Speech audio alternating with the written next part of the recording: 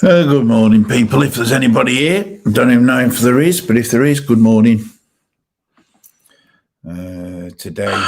Good morning, people. Oh, for God's sake, shut up. Yeah, today is Wednesday, day 2 of Cheltenham.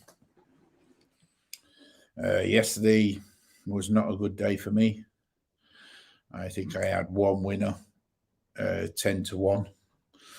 That was all I had yesterday, so it was not a good day for me at Cheltenham yesterday.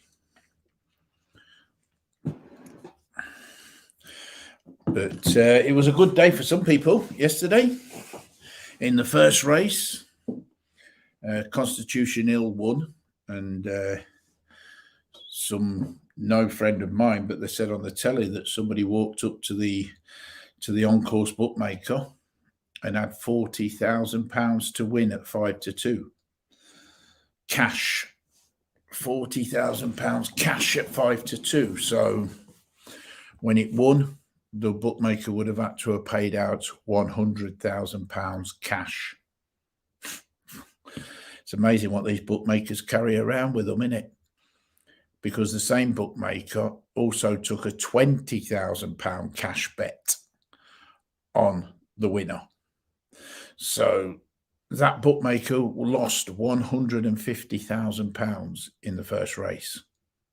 He wouldn't have lost £150,000, by the way, but he had to pay out that minimum of that on the first. No, sorry, the second bloke, the one with the 20,000, he got 9-4. So he would have only got £45,000 instead of £50,000. So the bookmaker would have lost £145,000 on that first race in that first thing, cash.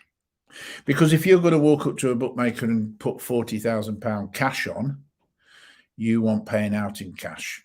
You don't want paying out in IOUs or checks or bank drafts or whatever. You know, a lot of these blokes, cash is king. They play with cash. They expect to be paid in cash. They can have bank transfer, but some of them don't like it but then again, in England, for anybody who doesn't know this, in England, you do not pay tax on gambling winnings. So that £100,000, it doesn't matter if it went directly into his bank or whether it was in cash, he would not pay tax on it.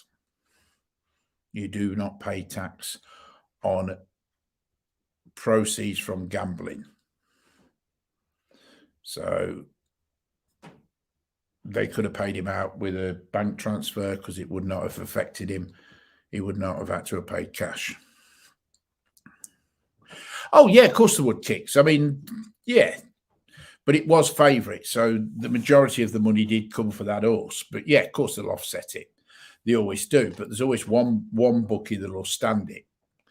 But what I'm saying is that you don't pay tax on it. So they probably would have paid him with a bank transfer of 100. I don't think many bookies would have sat there with £150,000 in their satchel on the first race. But, you know, I mean, if you were that one bookie, you should try and lay off. To try and lay off £60,000 is some doing. You've got to be good to lay off 60 grand. You know, it's not quite afternoon, Adam, but I'll accept it. It is still morning, but I'll accept afternoon off you. You're only 5 minutes out, 6 minutes out. So, yeah, you are right. You do offset it. That's why they're called turf accountants, because they literally balance the books every time. But there's certain things you can't balance the books on. And the fact that in the second race, the favourite won as well, that would have set them back. First two races, first two favourites win. It would have set them back. And that Constitution Hill was bandied about. People would get, I mean, I was given that last week, but it was too short a price. Yeah, maybe lost 50 grand on the first race, and then, you know, God knows how much on the second race. But yeah, it's not something, you know, they would have got it back on the day. There would, I think, two short price favourites got beat in the, I think it was 2. There might even have been 3 short price favourites beat. I know I backed a 10-1 shot that called Brazil that beat a 13-8 favourite. So they would have made on the 13-8 favourite. They would have made on the one after, I think, got turned over. Favourite got turned over. They would have won on the day.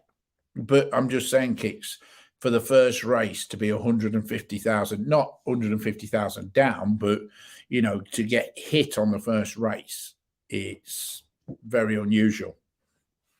You know, it puts you on a back foot for the rest of the day. But yeah, of course, they would have made a profit overall. They don't bookmakers.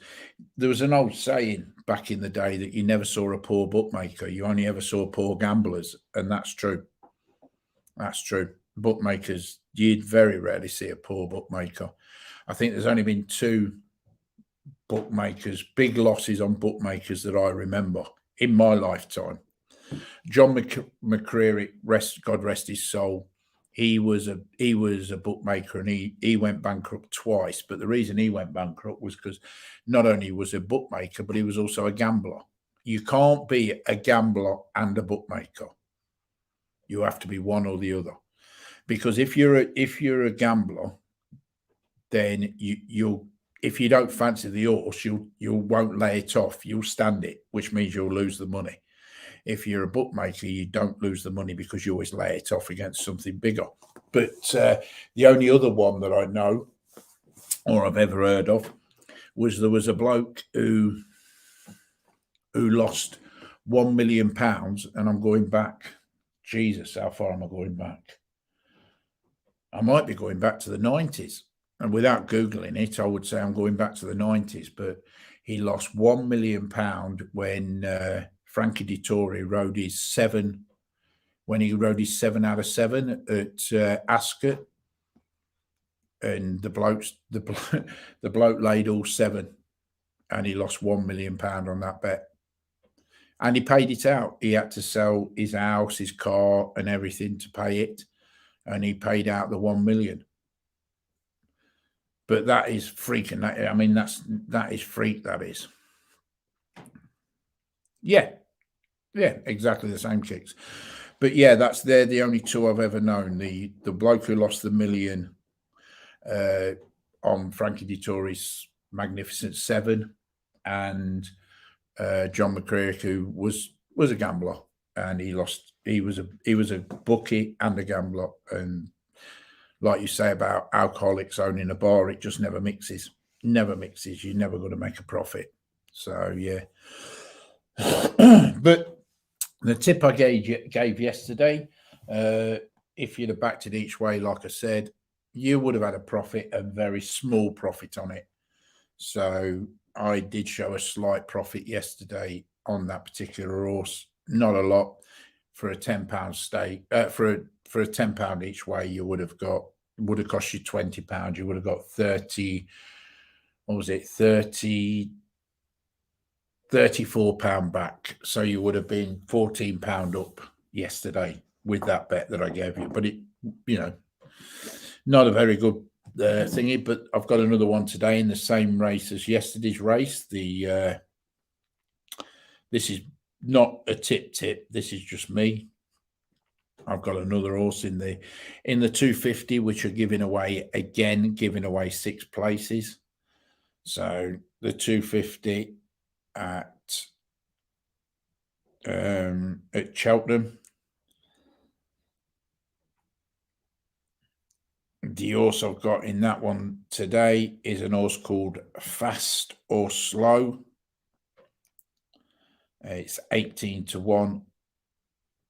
If you do it each way, you get the first 6 places again, which means it plays just over 3-1 for a place. So if you put £10 each way on it, you will receive £44 for your £20. So it pays just over even money for it to finish in the first 6.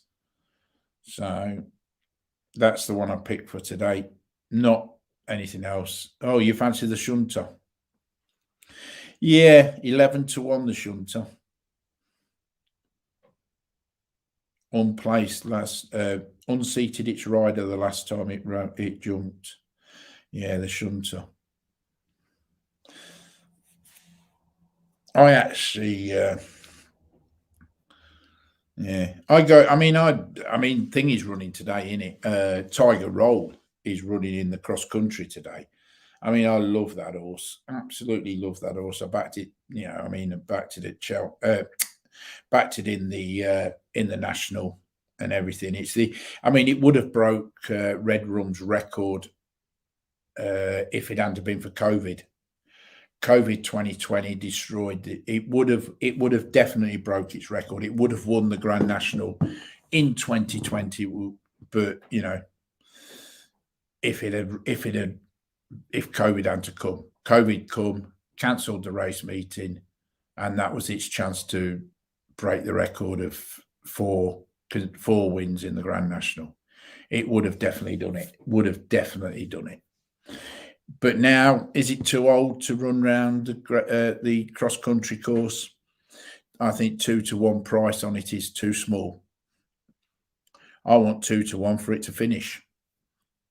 I don't mean that horrible, but it's an old horse now. It really is an old horse. It's not the youngster it was before. I mean, it's 12 years old.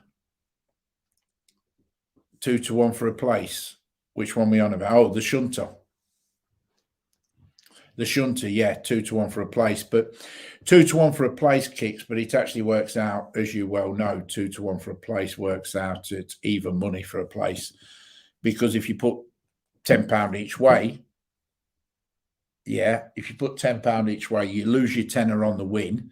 So for your £20, you're getting £40 back. So you're getting even money for a place. That's how I look at it. I don't look at it as 2-1 for a place. I'm looking at even money for a place, because you're doubling your stake. Oh, 2-1 for Tiger Roll, yeah. Oh, sorry, I thought you still on about the shunter. The shunter's offering 2-1 for a place as well. Sorry.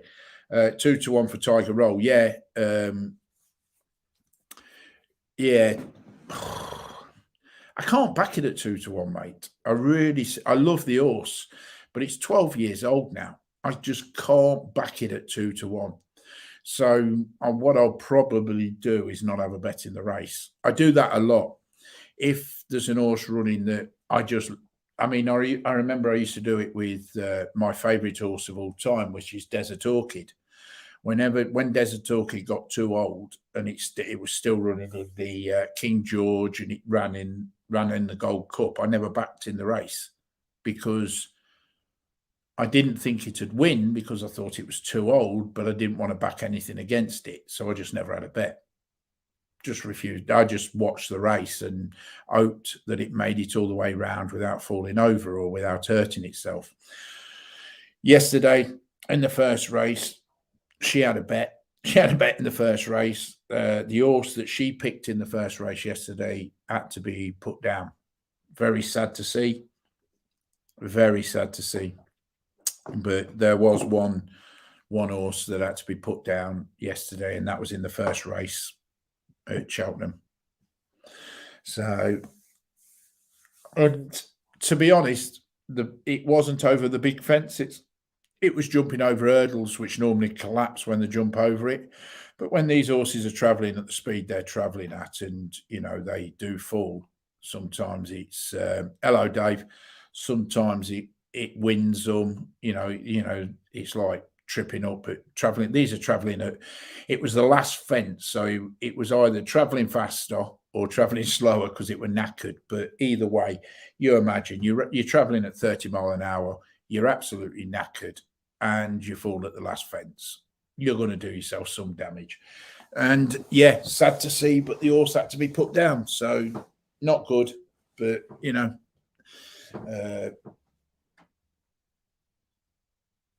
it was good to see the Mullins again. Yeah. I was just saying, Dave, that that first race, there was a bet of £40,000 cash of 5-2, and a bet of £20,000 cash on that first race. Some serious money put on it. So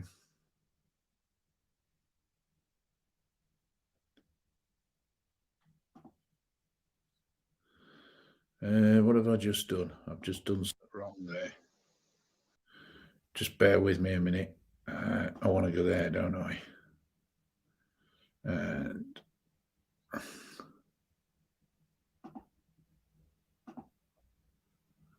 I should be connected.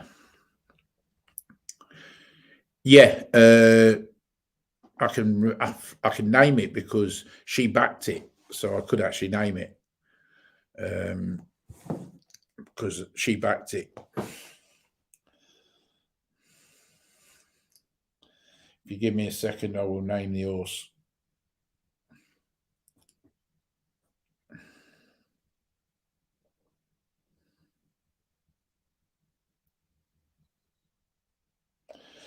It was an horse called Shall We Have One More? Shall We Have One More was the name of the horse. I know because she backed it. Poor field size in these novice races this year. Yeah, Shall We Have One More?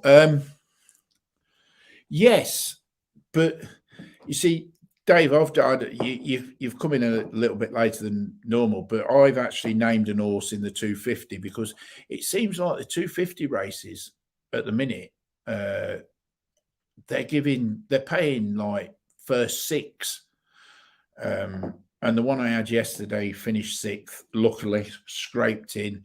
So if you'd have had £10 each way on it, you're showing a profit of £14 so far. £20 placed, £34 received back. I've gone for fast or slow in the next one, in the one today at 18 to 1. £10 each way again. See if I can show a profit by the end of the week.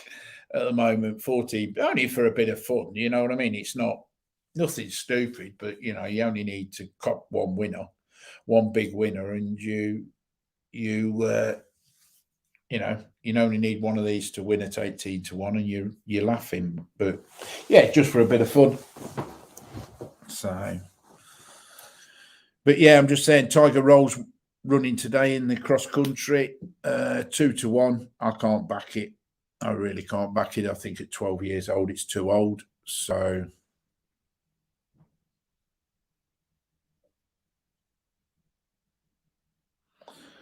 yeah, but I think the bookies broke even. Oh, the ones have lost yesterday. I mean, there was the first two were fancied horses, and then Honeysuckle winning would have hurt them a little bit.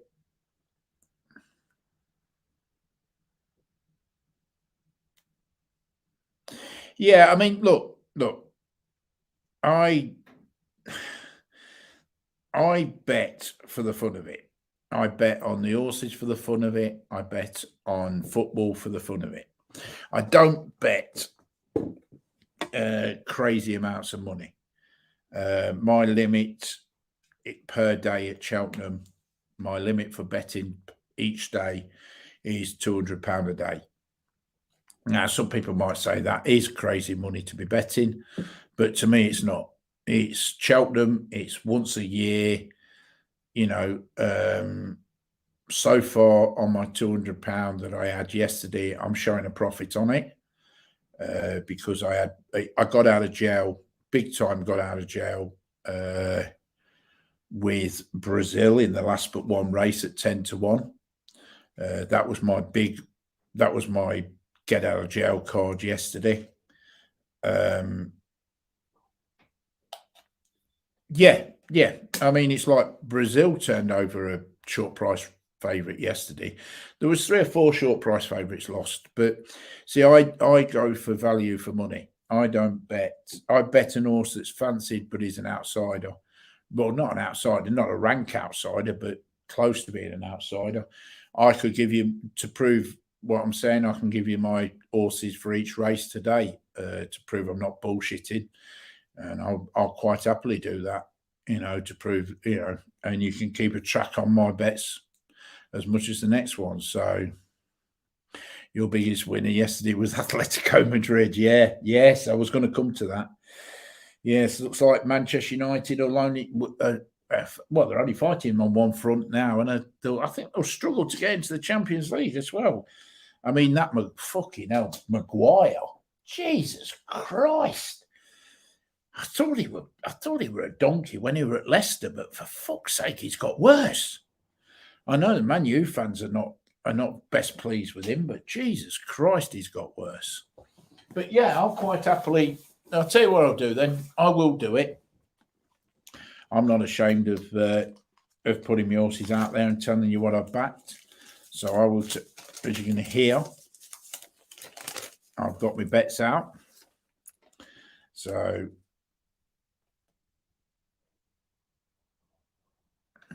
I will, yep, so long as the winners pay for the losers. Yes, that's correct. So, yeah, I will put out what I've done. In the first race, the 130, I've got Journey with Me. I took 6-1. So I've had a bet each way. All my bets are each way, by the way.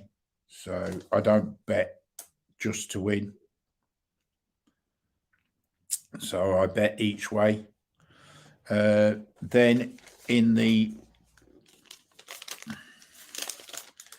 210. So the first one in the thing is Journey with Me. In the 210, I've done Capodanno or Capodanno. Well, I've already put mine on, Dave. I'll put mine on and that's it. Capodanno, another 6-1 shot in the 210. Again, each way. And then in the 250, Drop the Anchor at 15-2. And also I have done, so that's my bet, but I also have done Fast or Slow at 18-1 in the 250. So I've had two bets in the 250 because there's so many runners. The 330, I haven't had a bet because there's only 7 runners in the 330 and you don't get good each way on a 7-runner race. So I haven't done it. And so the 10-4, I haven't done it again because I won't back against Tiger Roll, as I said before. So fast, slow, slow, slower. Yeah. So that's the 10-4.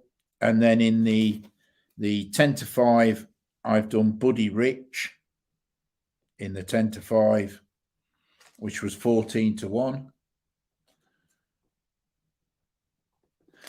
I've done that each way. And then I've done American Mike in the 530. So they're my bets. I've said them out loud. Let's see how many winners I have. I've done them all each way, and let's see whether I get a profit in the place or whether I actually lose my money. The total bets today have come to £180.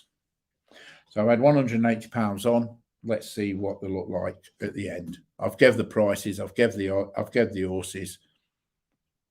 So there's going to, I've said it, an hour and a half before the race starting. So I'm not going to change my mind. If you don't hear what I said, you can always rewind it and watch them back and laugh at me. I will even type the buggers into the chat if you want. But they're my horses. There's what I've done. So I showed a little bit of a profit yesterday, and let's hope I can carry on with a profit today. I only had a profit yesterday because of that Brazil. Brazil got me out of jail. Yeah, cheers, Dave. Brazil got me out of jail yesterday, and let's hope I can carry on in the same form. I don't expect, the thing is at Cheltenham, though, I never expect to win. I always expect to lose at Cheltenham. I don't expect to lose 200 a day, but I never expect to win. I always expect to lose at least some money at Cheltenham, whether it be 50, 60 pound a day. When I went there for the first day, I used to go on the first day. Last year, there was no crowds allowed. And this year, obviously, I didn't go because I wasn't sure whether I was going to be here. But the last time I went, 2020, I walked out of there with the same amount of money as what I walked in with, which I was more than happy about. Not to lose, but not to win. You know, to me, if I can walk out with the same money in my pocket as what I walked in with, it's a winning day, because you gamble with the money that you can afford to lose. So you write it off the second you. What race is that in? I've named the horses I'm doing, so I don't know what race you're on about there, Dave. I really seriously don't, but I would say no, I'm not, because I have named the horses I'm doing. Unless that's not even a pissing horse and you're winding me up again. Oh, yeah, for odds on. I don't back, yeah, I've just seen it. Yeah, odds. I won't back odds on favourites at Cheltenham. I know they normally win, but I won't back them. Yeah, I've just seen it now. I won't back odds on favourites. Honeysuckle was one yesterday. I won't back odds on favourites. I just think if an horse is running for that amount of distance, I know this one's only a shorter distance, but if an horse is running for that amount of distance around that track, then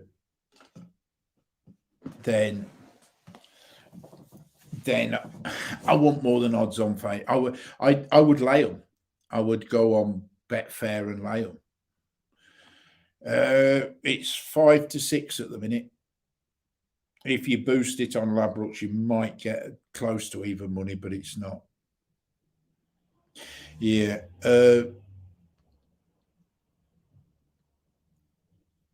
Oh, you never took the package. Well, you must have seen where that best mate stand is. It's literally as they go round the bend. It's so far up the track. You're not going to get a good view. You're really not. At that price, I wouldn't. I mean, I don't know what they're charging you for the coach trip, because they've got to be making money, you know. Because if I remember correctly, I don't know what it is for Gold Cup Day, but if I remember correctly, when I went in that best mate stand for the first day, it was only £27 a ticket. So I don't want to know where you're travelling from, mate. I really don't. But £27 a ticket to get in. So let's say Gold Cup Day, it would be 35, well, maybe 40 quid a ticket. Yeah. 57-seater coach, there and back. 57-seater coach, there and back. If he's charging you 25 quid, 50 seats, 25 quid. Yeah, over £1,000. Maybe with the fuel prices, but I wouldn't expect the coach to be charging that much. I reckon certain people are having a free day out. Maybe the organizer and his family are having a free day. You know, but then again, would I want a free day if I was organising it? Yeah, I probably would. I'd probably want a free day and a little bit of betting money. So yeah, I probably would put the prices up exactly the same. So yeah, you're probably paying 5-10 quid over the odds. To which, if everybody pays that, you know, if there's 50 of you and 40 of you pay that £5 or £10 over the odds, you're paying for his ticket, you're paying for his betting. That's not a bad bloke. It's not a bad little deal for the bloke who's organising. The organiser always gets something out of it. It's the way of the world. So anyway, Manchester United. Let's. Yeah. Of course it is. Of course it is. It's exactly the same, Dave. I remember back in the late 90s, I used to do the Liverpool Supporters Club, the Midlands Liverpool Supporters Club, and they used to go to every game, home and away.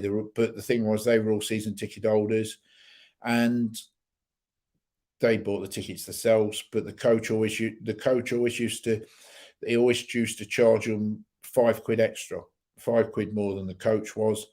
and there used to be like 20 or 30 people on the coach, and I used to get like sort of £2 per person as a tip, and he used to keep the rest.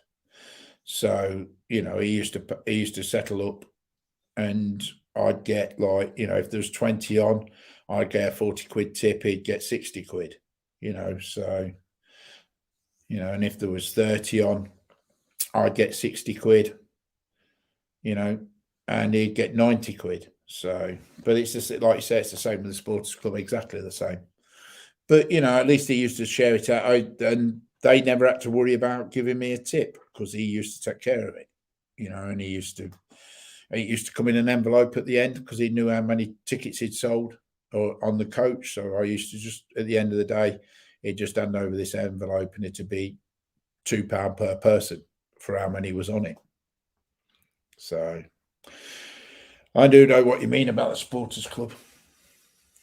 But yeah, but getting back to Manchester United, I mean, bloody hell. Jesus, are they going to struggle this season? I mean, not being horrible to anybody, but fucking hell, I think that's going to be such a, I think, to be honest, I think I was safe in my prediction that the top four would be who I said there would be. And I'll still stick with that.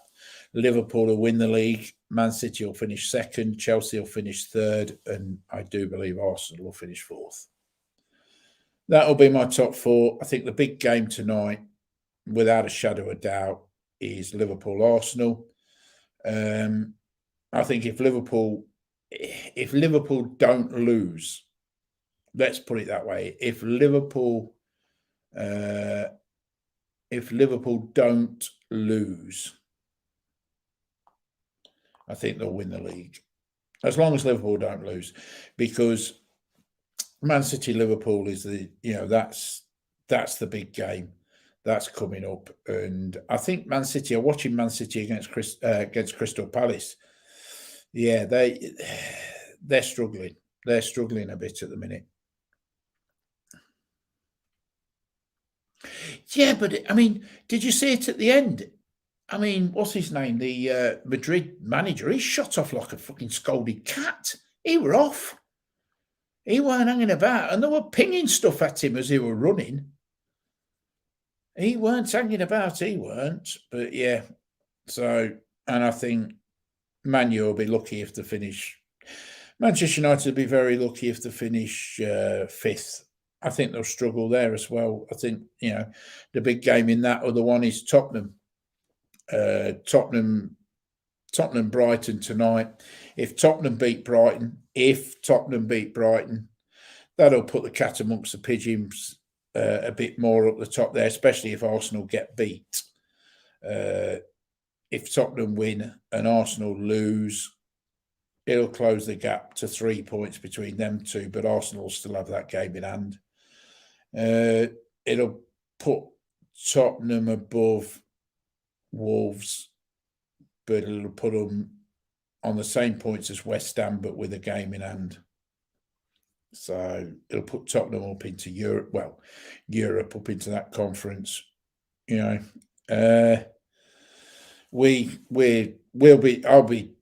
be more than happy with us if we finish in the top 10 this season. More than happy with the season that we've had. I mean, we were supposed to have got our centre half back. The one who broke his leg, Foran. We were supposed to have got him back last Thursday. This is how unlucky we actually are. We were due to get him back last Thursday for the European match, and he contracted COVID. He's just come back from a 9-month broken leg and contracts COVID. How fucking unlucky can you be? You know what I mean? And he's, that just about sums up our luck. Vardy comes back, plays 2 games and twists his knee. He's out. It's a squad game, Dave. Yes, it is a squad game, but we have not got the depth in our squad like the top sides. We really haven't. Honestly, our fringe players or our squad players are just not good enough. Hello, Kicks again. Really, our squad players are not good enough. You know, I mean, we haven't got our strikers are not good enough. Tomorrow, Everton Geordie. I'm going to watch. I've actually worked out tomorrow. I've got it organised. We've got an early kick-off 5:45, so I'll watch us in the second leg against Rennes, and then after that, I will watch the West Ham game, because I watched the West Ham game last week and I thought it was an entertaining game. I know West Ham are 1-0 down, but I just think that'll be a good game to watch. I think Newcastle will beat Everton anyway, but I'll watch the West Ham because I think that's a tighter game to watch. You know, to go away from home and only lose 1-0, you know, to take them back to hello, Joe. I've named my horses for today. I've named them all.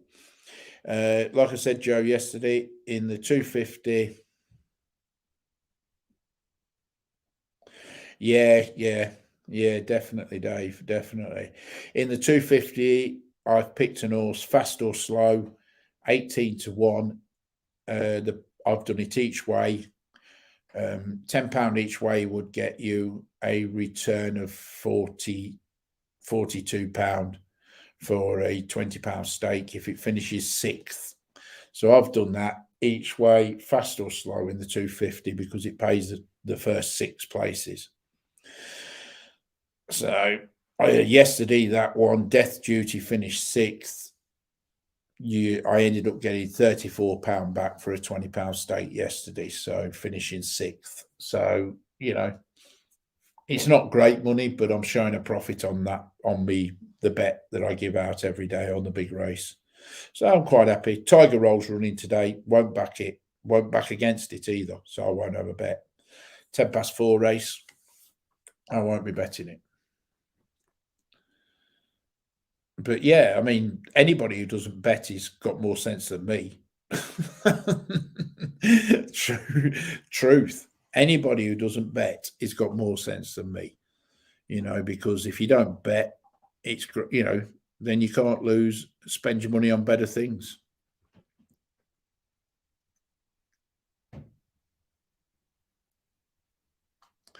Yeah, I mean, look. As long as you're only betting what you can afford to lose, I don't think there's a problem. I think the problem comes when you become addicted to gambling, and there's a few of them out there. And being addicted to gambling is a bit like being addicted to drugs or being an alcoholic. They're exactly the same. You cannot live without that buzz from having a bet, and you will bet everything. I do know people that are like that, where literally they'd rob the grandma to get a bet on. Now, luckily, it's never affected me like that. What price did you get on that? I think it's 11-1 in it. That one. I think it's 11-1. But yeah, so I mean, let me just have a look. Oh no, it's not. It's 8-1. It's been back down from 11-1. It went 11-1, 10-1, 9-1, and it's now 8-1. So, fruit machines. Oh, tell you what, Dave. I remember 9-1 you got. Yeah, it's 8-1 now, Dave. Now, Joe. I'll tell you something. Talking about fruit machines. Do you remember when the bookies used to have? Do you remember when the bookies used to have the roulette wheels in there, and there was the limit was £100 on us per spin. It's now down to £2 per spin, but back in the day it used to be £100 per spin. I've watched blokes gamble thousands, literally thousands on them roulette wheels, and yet they won't put more than £10 on an horse. But I've watched them put £100 a spin on them roulette wheels. They actually said that them roulette wheels, them machines that were in the bookies back then, not now because it's only £2 a spin now, but back then they were like the crack cocaine of the gambling world. There were so many people just sort of got addicted to them because it was and what most people didn't realize were they were a fruit machine. 97% payout, that was all. There was always the 3%, so, but yeah, I think he's traveling all over again, Dave. He traveled all over last time, and I think he's doing the same this time.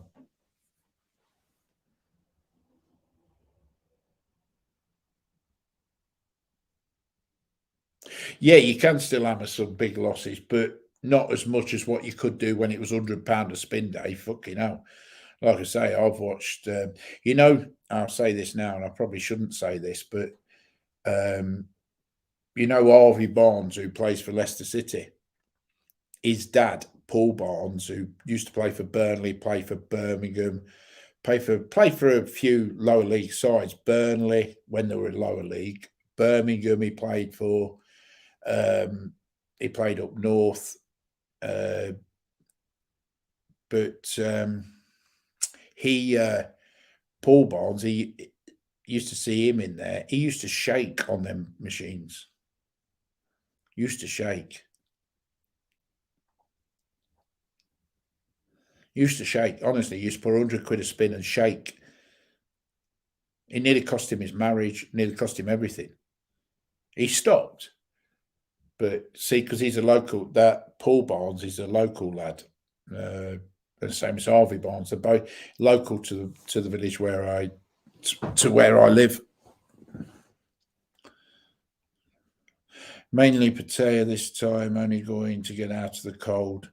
We'll go Koh Samet and Bangkok for a few days. Yeah, I love Koh Samet. Yeah, he was at York. Yes, he was at York City.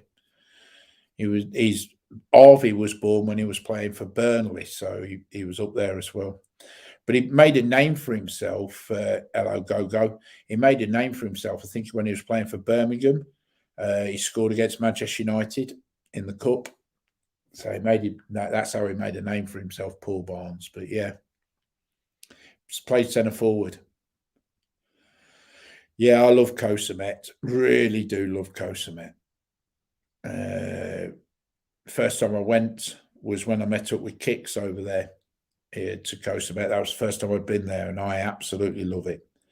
I enjoyed Koh Samet more than I did PP Isles.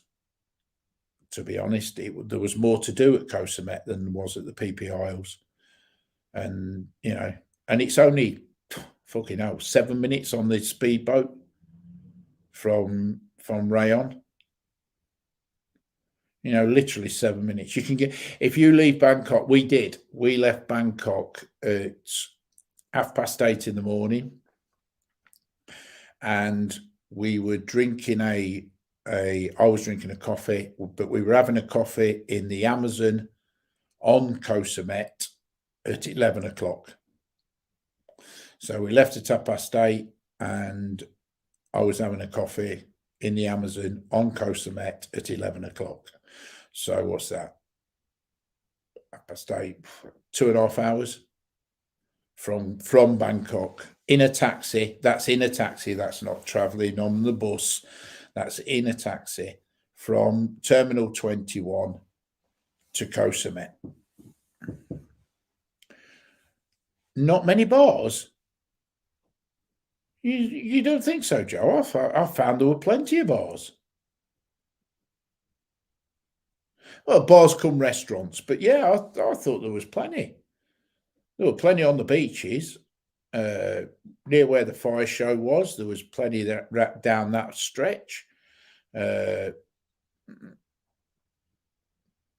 was a few down the main road. There was some around the other side of the island.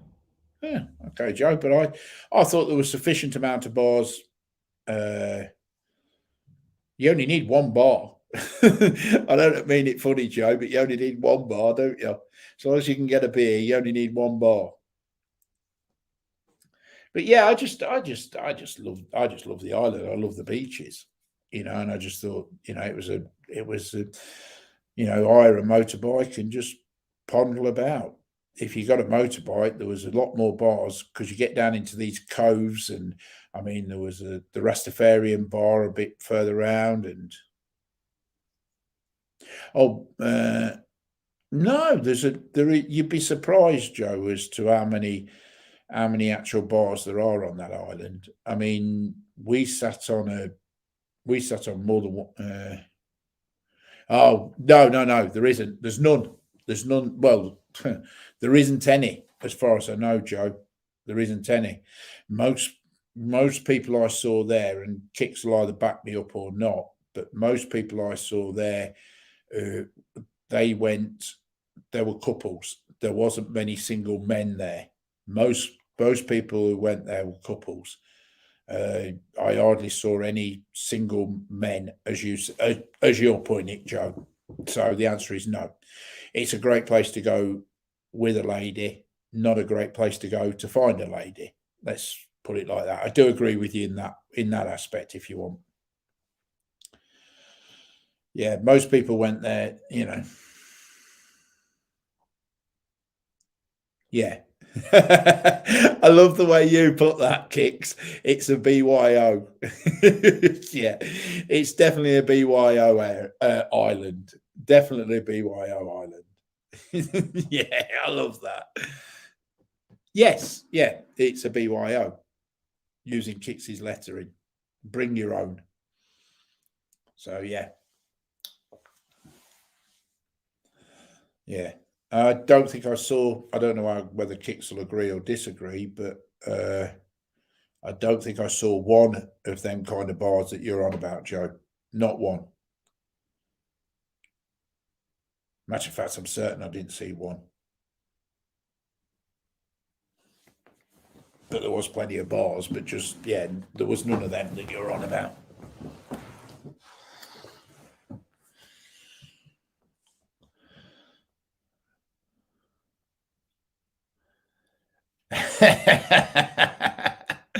Great place to test a girl out.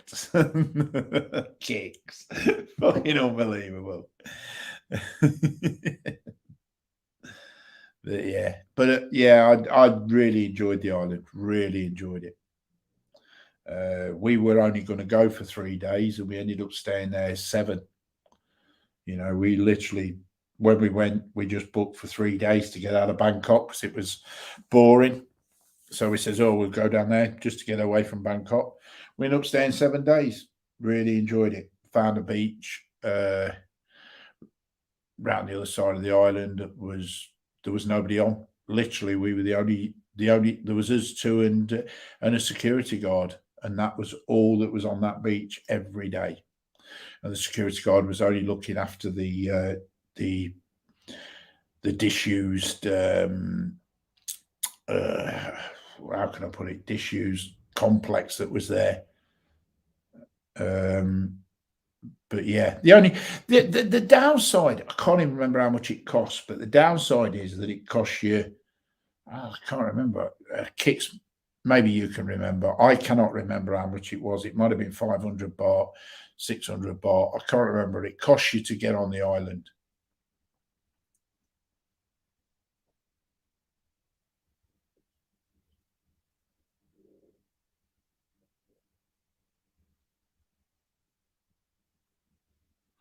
That was amazing. As a Farang, it costs you about 500 or 600 baht because it's a national trust island or whatever they call it over there. So it does cost you a bit to get on the island as a Farang. I mean, it costs you 20 baht to get on PP Isles, but this one it costs a lot more as a Farang.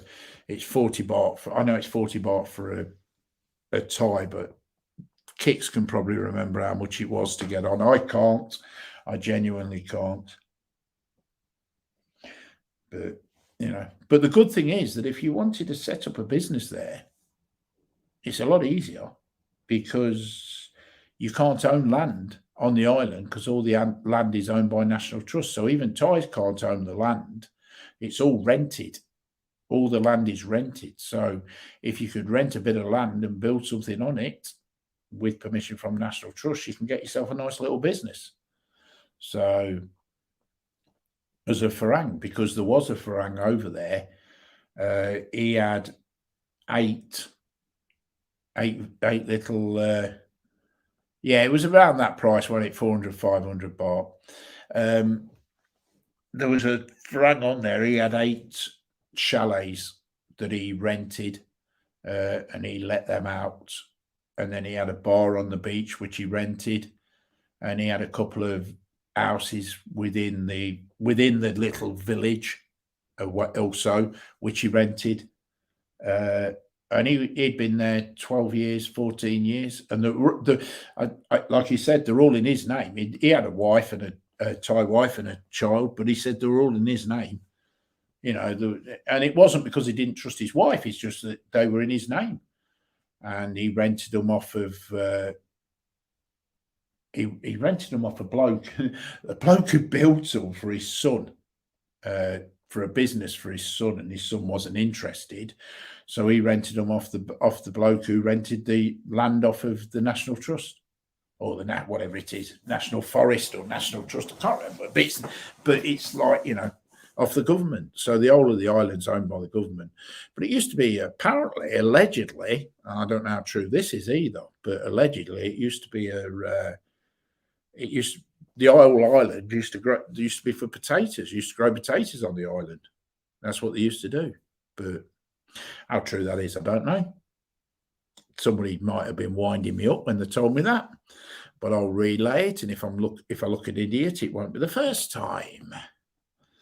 So, he's got a nice little business going. Bar on the beach, 8 or 9 villas opposite, or not villas, what they're called. They're not villas. They're not sheds or shacks. They're like chalets. They're like chalets, like room with a shower and a balcony overlooking the sea. He's got 8 or 9 of them. And he has a nice little business going. So, and it's not his fault. He's from Yorkshire. I don't blame him, but it's from Yorkshire. So, yeah. But definitely I will, when I go back in a couple of months' time, 3 months' time, I definitely will be going back to Koh Samet. I love it. And I definitely will be going there again. So,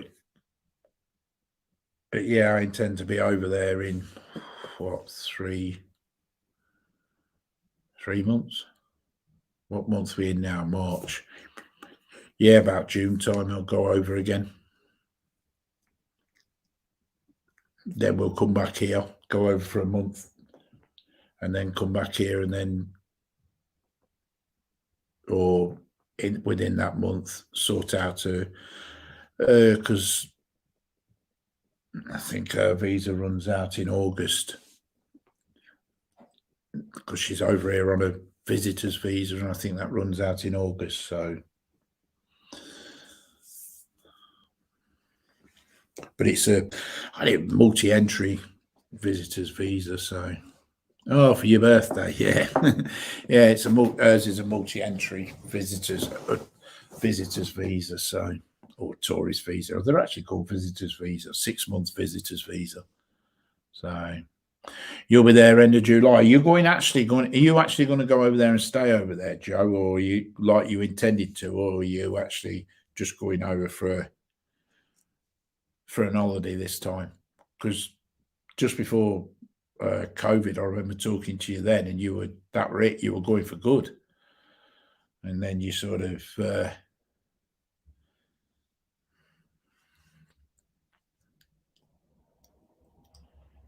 I know Kix is talking about moving over there in October. So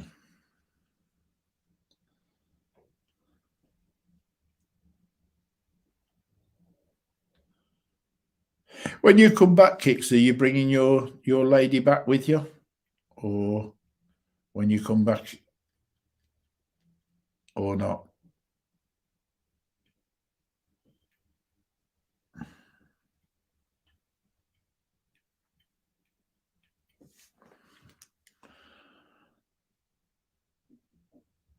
Bloody hell. You're going for a fair stint then, ain't you? So you'll be there for... Yeah, that's what I said. I know you're going there in October to live. July to April. That's a fair stint, that is. 9 months.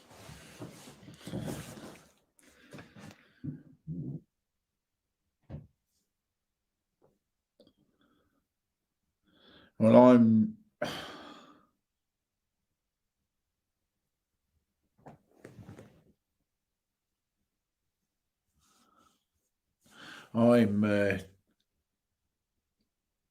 hoping to do same as I did this year, really.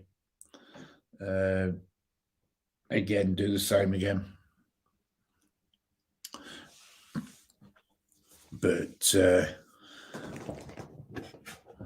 you never know. That's what I'm hoping to do.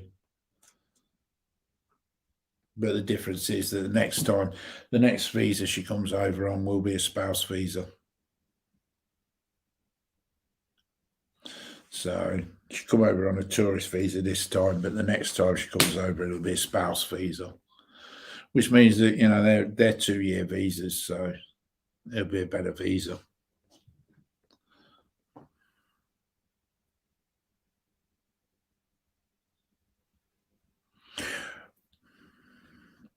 You sure you can put up with Kicks meeting up with another West Ham fan? Don't forget, Joe's a West Ham fan, the same as Steve was. I've met up with both of you two, both Joe and Hugh Kicks. So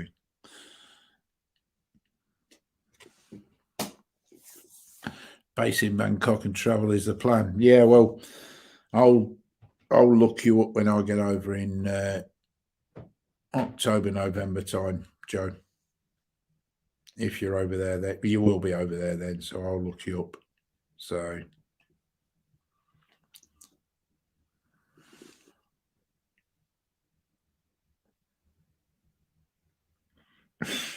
you fall in love at every corner. Yeah, well, yeah.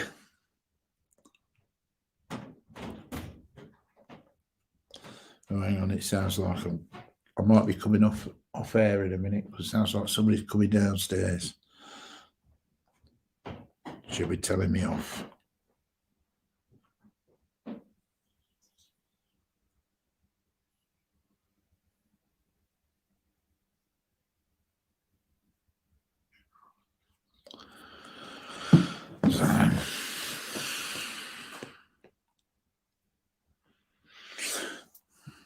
Well, do you reckon? Change the subject for a second. Joe, do you reckon you'll get through? Yes, I have. Yes, I have. Do you reckon you'll get through tomorrow night? After losing 1-0 away from home, do you still reckon you'll get through?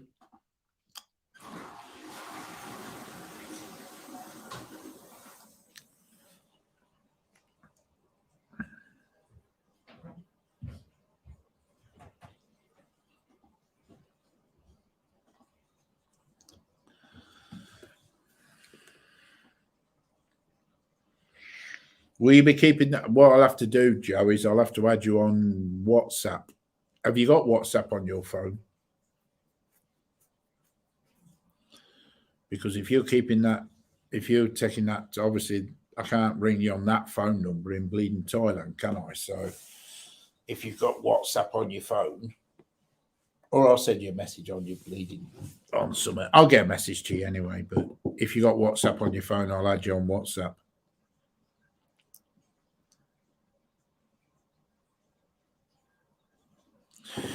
Yeah, so did they though, Joe. I watched the game. I was saying I watched your game before our game last Thursday, and I'll watch your game again tomorrow after our game.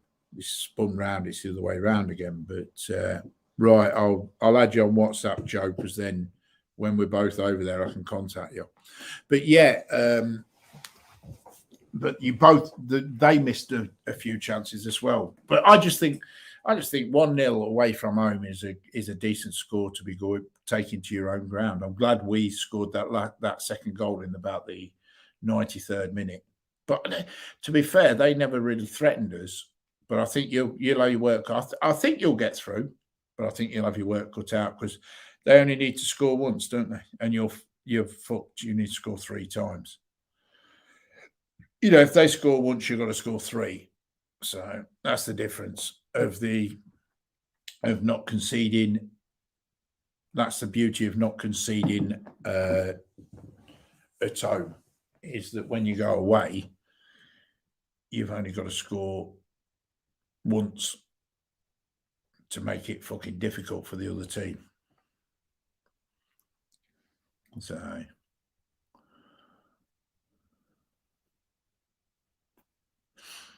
but yeah.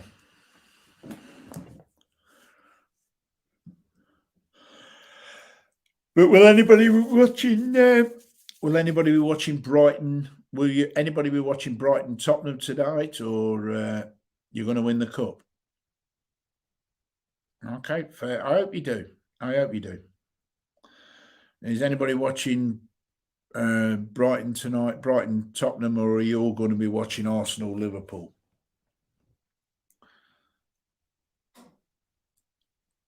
I'll definitely be watching Arsenal Liverpool, but I'll be keeping an eye on the Brighton Tottenham score. But like I say, I'm going to end this in a minute because I never go on too long because I get bored. But I'll stick my horses up in the chat now. Yids. You can say that. I can't, because if I said it, I'll be racist.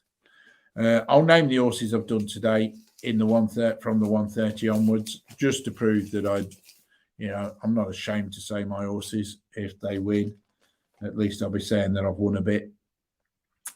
So in the 130, I've done Journey with Me, 6-1. Hello, Dom, 6-1. So that's the one in the 130. I've done every bet I have is each way.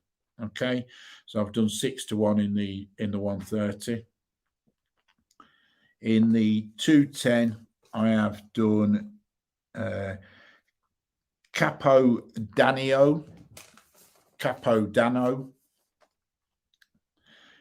which is also 6-1. So that's in the 210. In the 250, I have done Drop the Anchor at 15-2. But I have also had £10 each way on Fast or Slow at 18-1 in the 250. Then I have not done one in the 330, and I have not done one in the 410 because of simple reasons. I will not back odds on favourites when there's only, and I will not back against Tiger Roll, even though I don't think it'll win. So then we'll jump through to the 410. And in the 410, I have backed Shady Operator at 11-1 in the 410. Sorry, not the 4. No, I haven't done the 410. What am I on about? Fucking hell. Sorry, not that. I have done Buddy Rich in the 450. Buddy Rich in the 450 at 14-1. And I have done American Mick in the 530. Shady Operator was done by her, not me. I haven't done it. She has. I got the bets mixed up. She's done Shady Operator in the 410 at 11-1. So my horses, for one last time, running through them again, like I always do. Right, Journey with Me in the 130.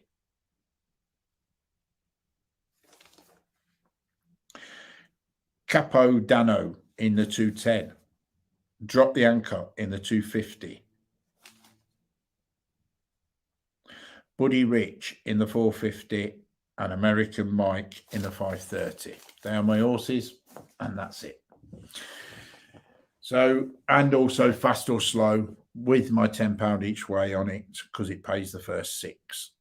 So 18-1 pays the first 6. That's my £10 each way bet that I put on every day. I've bet a total of £180 today. So we'll see whether I end up with a profitable day or a shitty day. Hello, Don B. Now, here's a lucky man, Joe Kicks. This is a lucky man. He has only got, if I remember correctly, he's only got probably 72 hours until he flies to Thailand. 72 hours. Probably less than that now for him, but working on my clock, he's got about 72 hours before he flies to Thailand. So there's one lucky man flying out this Saturday across to Thailand.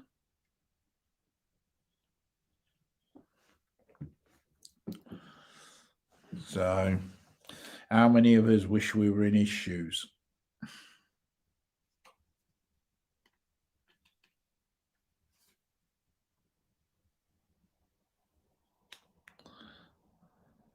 Quite a few of us, I reckon. It's hard work going on holiday. Oh, you're going through Singapore. You're going through Singapore, ain't you? So you've got to do the PCR tests and everything, ain't you? Oh, no, you still have to anyway, whether you're going through Singapore or not. But yeah, you're flying into Singapore and then out of Singapore. So yeah, I can imagine it would be a bit stressful. Well, imagine Dom, imagine what it was like when me and Kix flew out. Kix flew out the first time when he had to do 14-day quarantine. And I flew out when I had to do 8-day quarantine. It's a walk in the park now compared to then. An absolute walk in the park.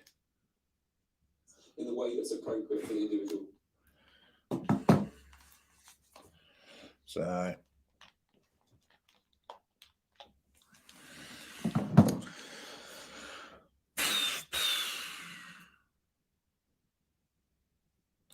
are you going to do the PCR test on Friday? Yeah. Just remember, Dom, that, and I will say this, that they do shove the frigging thing quite deep up your nose. It will make your eyes, they make your eyes water. Seriously. It will make your eyes water.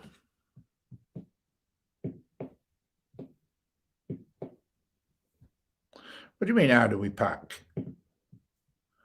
Before you go, how do you guys pack? I roll my t-shirts up. I don't fold them, I roll them. Most stuff I pack, I roll.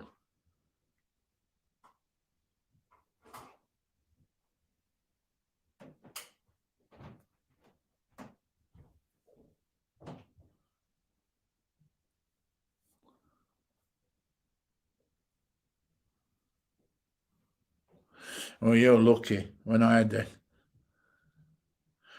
and luggage only for Joe. Me, shitloads of t-shirts. Oh, you still pack like a female.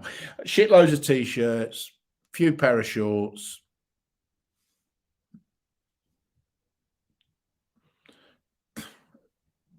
Dozen pair of boxes. That's it. Oh, I still overpack. I overpack on t-shirts. Oh, definitely overpack on t-shirts.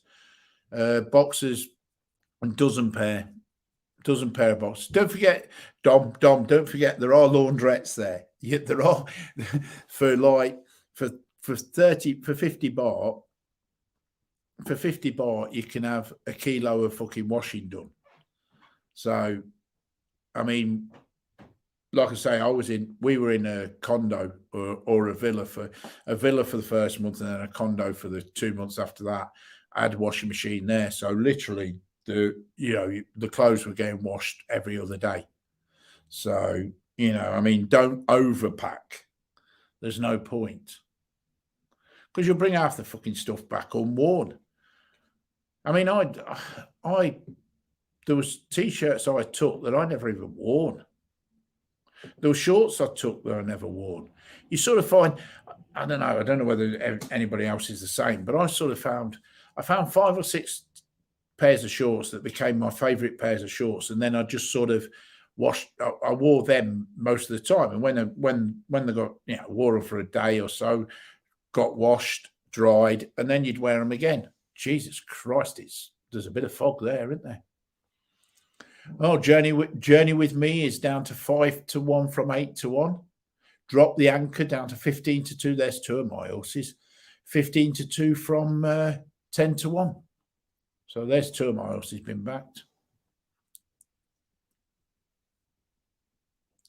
I did take, yes, I did take some beauty care. I do take some moisturizing cream with me because I shave my head, so I do need to and I have very dry skin as well, so I do need moisturizer. So I do take a lot of moisturizer with me, a lot of moisturizer.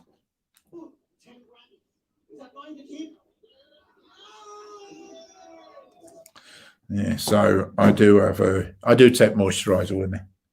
I will be truthful.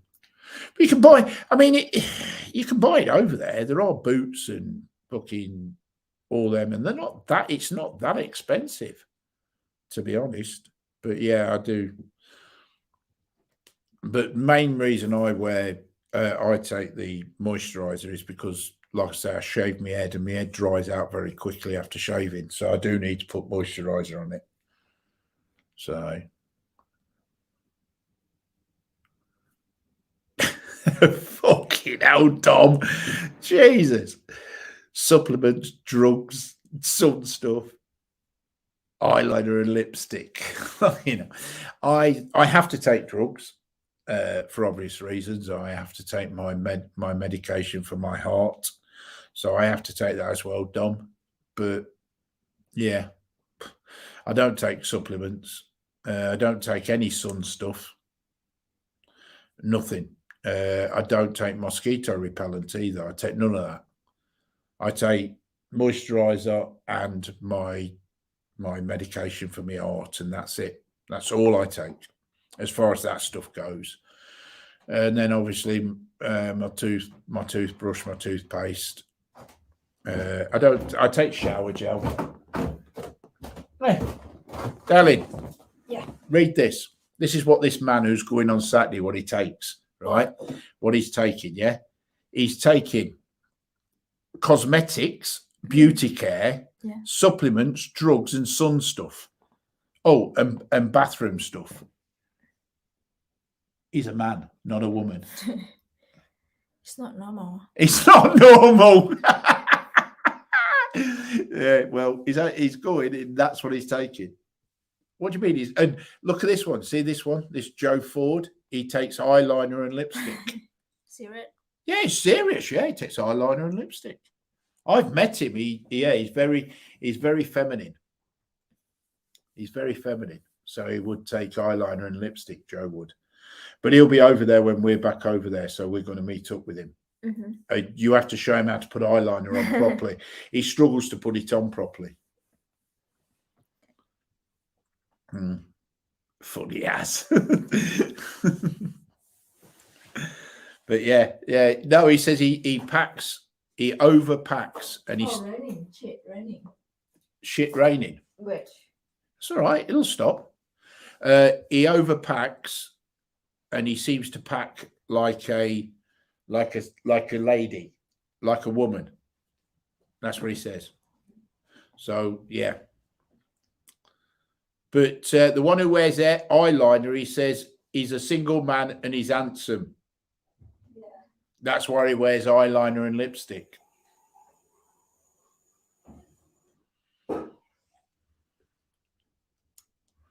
So.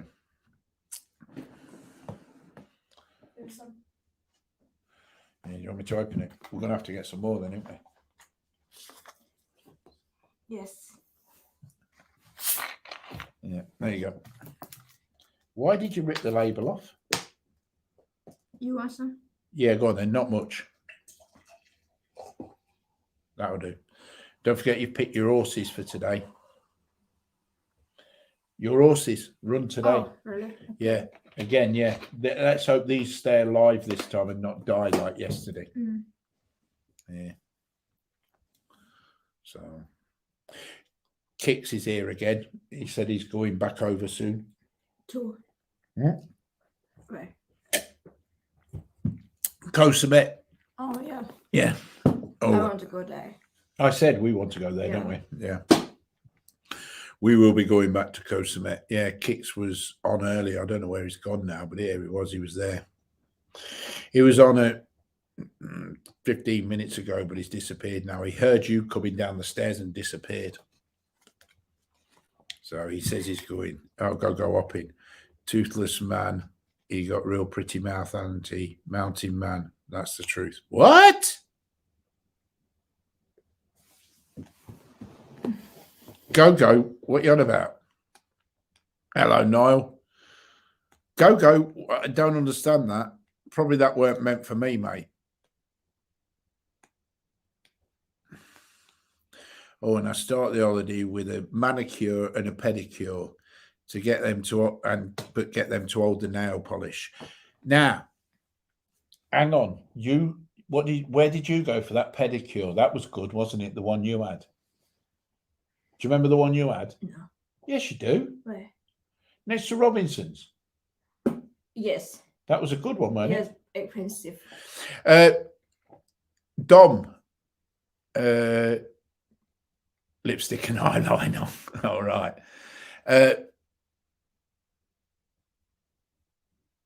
Dom, if you want to go, wait until you get over there and have a manicure and a pedicure. There's a place just by Robinson's near Terminal 21. If you go Robinson's, the side entrance, it's just there, and because she went there for hers when Just make no, color. but you did your pedicure, didn't you? Yes. But there were men in there, weren't they, having it done? There were them two men, the two Chinese men. Two Chinese men. Yeah. Yeah, there were two Chinese men in there having it done. Expensive. You usually go to Soy 13. I wonder if he goes where I had my, because they do pedicure where I had my head shaved. Yeah, where she did my head. Sorry. 13. Yeah, Soy 13.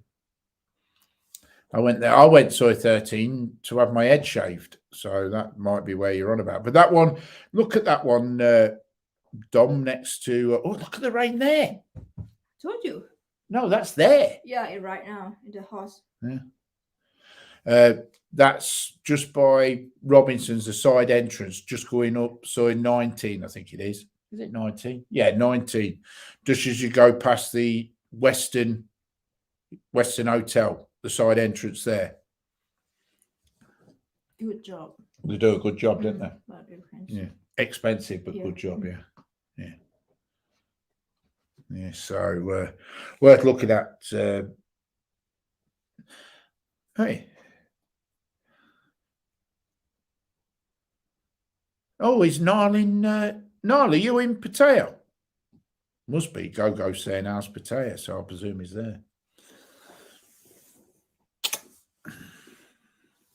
Oh, another one. Hang on. Drop the anchor. That's another one of mine.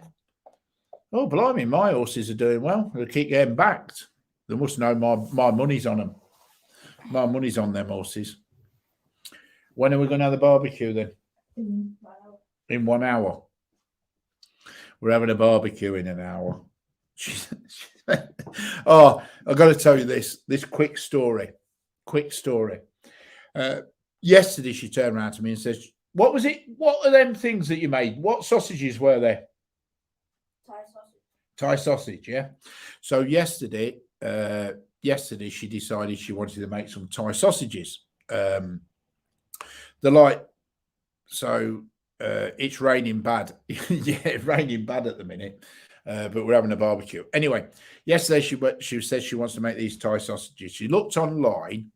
Well, she looked on thingy, and there were people selling them, but there were £26 a kilo for these Thai sausages.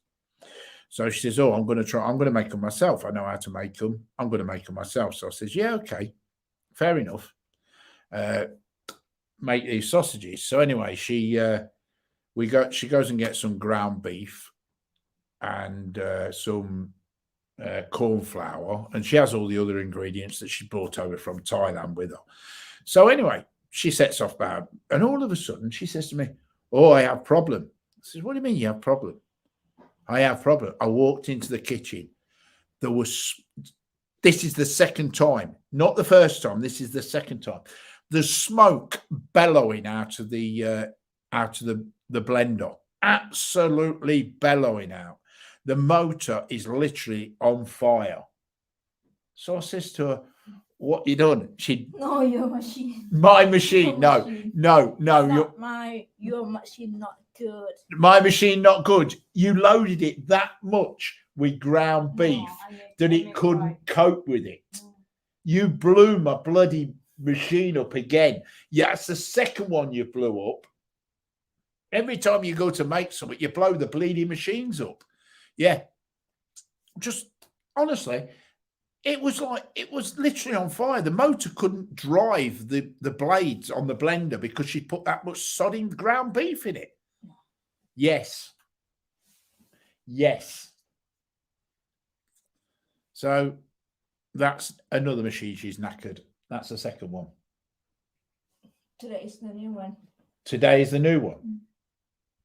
I make. You make another again. What are you making this time? No, I'm joking. Yes, you are joking. Yellow card, bloody red card. Bloody yellow card means you've had your final warning. Next time, walk out the door. Don't turn around now. You're not welcome anymore. Walk out the door. Don't turn around now. You know it. Yeah, blew the bleeding. Honestly, I've had that blender for ages. It's done ice. It can take anything, but I believe Mrs. It can take anything. It just can't take like a kilo of fucking ground beef in one go. He believes you. Go up. He believes you. He's just creeping. He believes you because he creeps. She's a great woman and I'm a liar.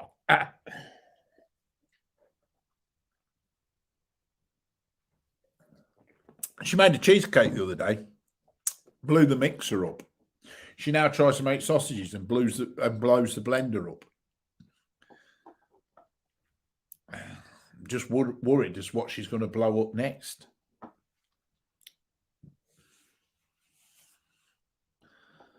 Yeah, it was time for a new one, Kicks.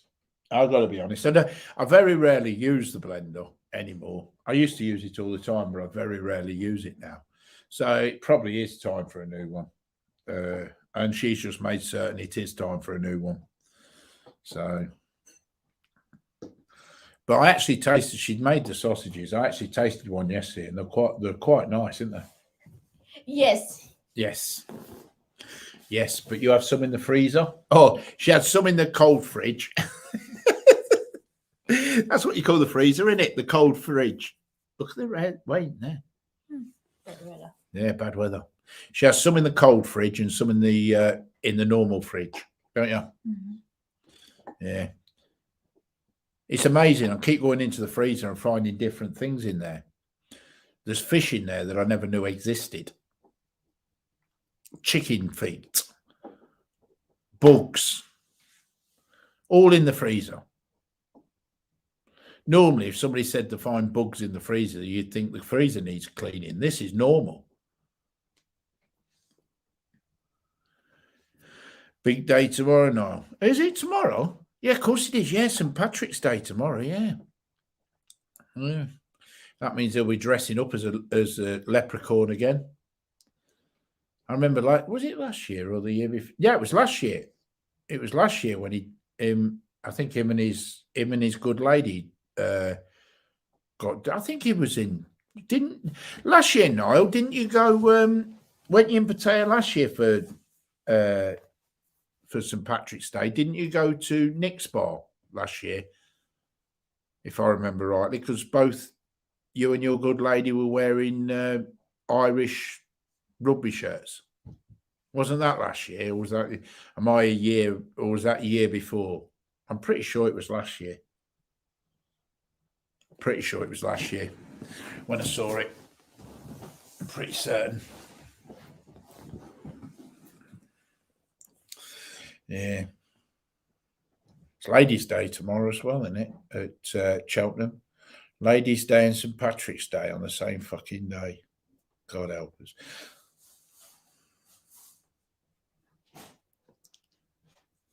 I think he's gone.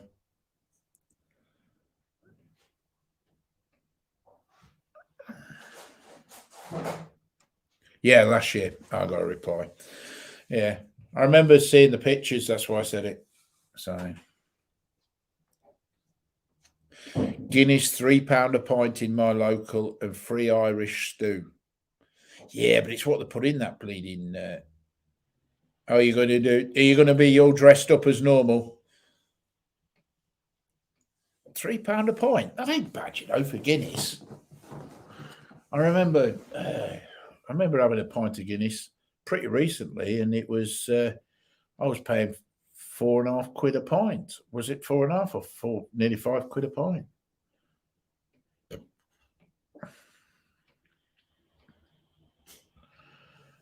Le Pub A7 DJ bar. I want to finish up in the Triangle bar. All right. When I went to Pattaya, I went to where did I go? Witherspoons. I think it's Soy Bacau on the corner. On the bad corner. Is it the bad bend there? There's a pub called Witherspoons.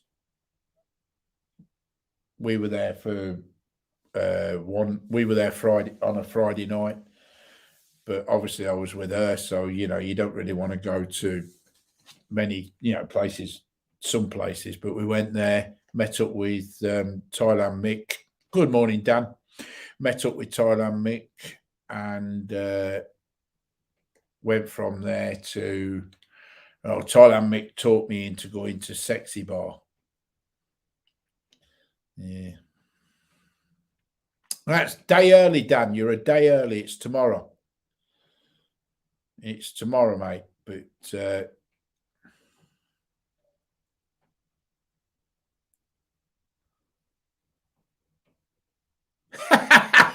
fucking hell. Oh God, Niall. I gotta laugh at that. I was looking for some Irish flag patches to put on my eye socks, but couldn't find any. But I did find an Indian flag. So I cut it in half and put it on its side, just as good. Only you know.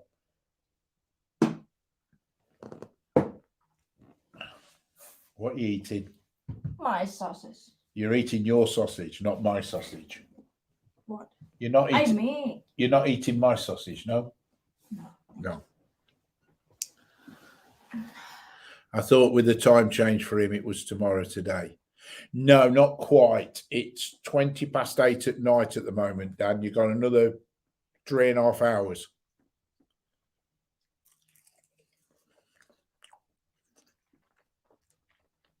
Actually, they're quite nice. It's all right. Like I say, she was making. What's the proper name for these? No. You tell me what the proper name is, because Dan's on here and his wife is Thai. And Thai is here, side grog. What? Side grog. I mean, I have to fry. Ah, I know. Well, Not sausage, sorry. Thai meatballs. Yeah. Right. Thai meatballs she's made, not sausages. They're Thai meatballs. So made with ground beef, corn flour, what else? Baking powder, ice, sugar, some little bit sugar, salt, and then MSG, but not much, and sauce. And sauce. Thai sauce. Thai sauce. There you go. So it's always got MSG Garlic, in. yeah, garlic. Oh, and garlic as well. So it's always got MSG in. Everything's got pissing MSG in. So there you go. That's what's in it. Ground beef, corn flour. I forgot the rest. Anyway, that's what's in it. But actually, to be truthful, they are very tasty. But then again, that MSG sort of has that effect, Not doesn't it? much, just a little bit. You were going to say, where is the garlic? Yeah, the garlic's there. They're a little bit spicy, isn't they? But Because not. I put what is it? Let me show you. Oh, hang on. She's put something in it. She's going off to show me what it is.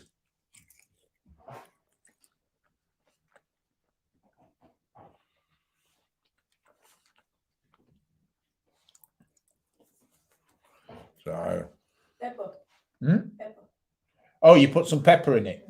It looks spicy. Oh, she's put pepper in it. That's why it's a little bit spicy. No, that's not the reason. But go on, I'll let you off.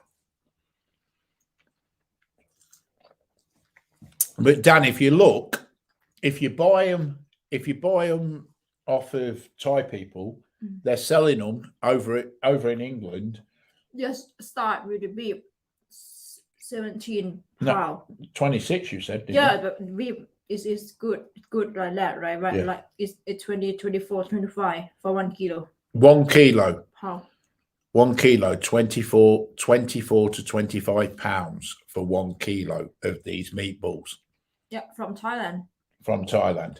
If somebody make, it's If somebody makes them in Thailand 17. and ships them over, it costs you 24 to 25 pound a kilo. And yet you made them in 3.5 hours, didn't you? She made them in 3.5 hours and blew up one of my machines, but that's okay. One of my machines is actually on fire outside, but yeah. But the thing that shocked me was you put ice in it. Mm. Yeah, you have to put ice for the bit salt, Taste. She put ice in it. I know, I look on YouTube, so I make it. She put a Californian Reaper chili in it. If she'd have put that bugger in it, I wouldn't have been eating it, to tell you that for notes. Yeah. So you're going over, you're booked to go in June then, Dan? Well, I've just been talking about the fact we might be there in June. So I lost a few blenders. Yeah. His wife blew up a few blenders as well. Yes, I know the feeling. Yes, ice, yeah. Yeah, so it looks like I've just been saying earlier on that we're looking to go back in June for a month, because we're missing Thailand, aren't we? And we're missing Koh Samet. Yes. We're missing Koh Samet the most, but yeah. So if we're over there at the same time, Dan, I will definitely look you up. Definitely.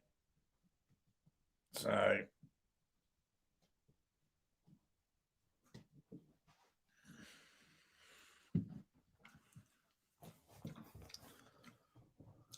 We want to go back. We want to go to Koh Samet, right? Go back to Koh Samet. Koh Samet, yeah. For 1 month. For 1 month. You want to stay on Koh Samet for 1 month? Rent a house there. Motorbike. Mm. Private beach.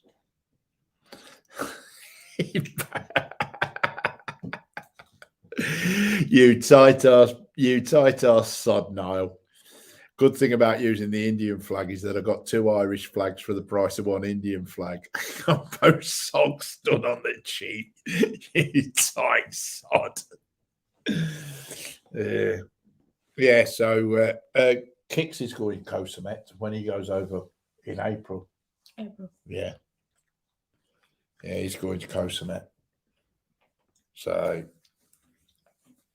but yeah, I like Koh Samet. Definitely like Koh Samet. In actual fact, it's probably one of the few islands that I could actually retire to.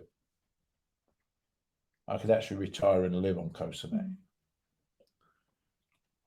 I'd have to have my own motorbike though.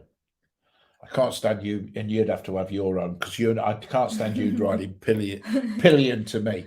I tell you honestly, I want to say this, and I know she's sitting close enough to whack me around the head anyway, but she is one of the worst passengers on a bike. She's one of the worst passengers in a car, but she's even worse on a bike. Because you're not.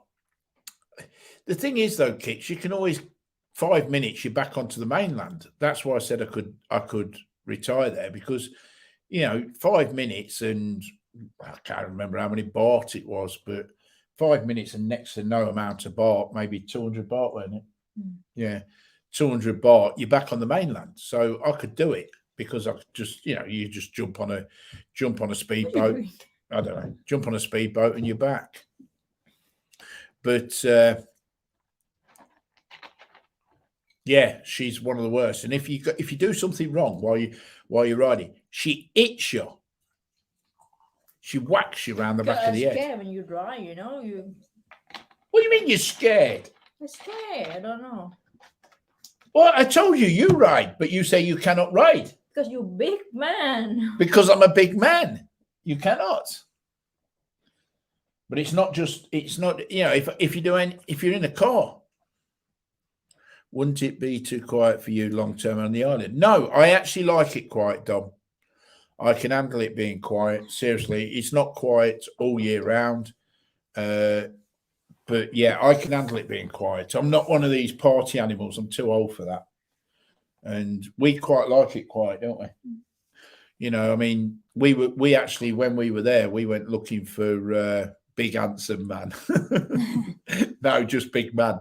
That's what she calls me. Who was it? Who was it? I think it was Andy. Andy, whenever I rang him, he just said, big man. And now she started using it, big man. But when we were on there, when we were looking for beaches where it was just quiet, because that's what we like, weren't it? Just to be a peace and quiet. So I think we're quite comfortable with our own company, if you know what I mean. Go out and have a meal. I quite like that sort of thing.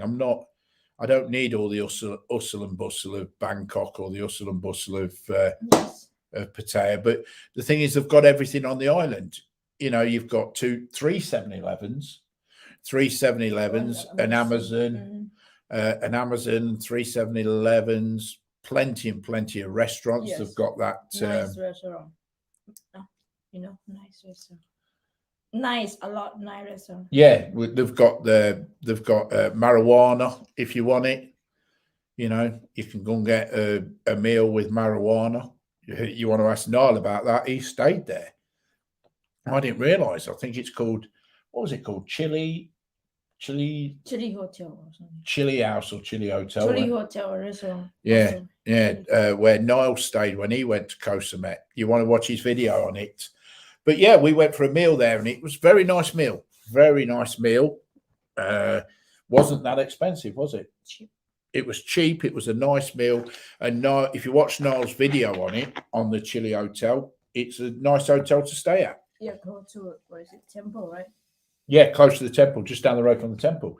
And close to the beach, and 7-Elevens. Yes. It's a short walk from there to...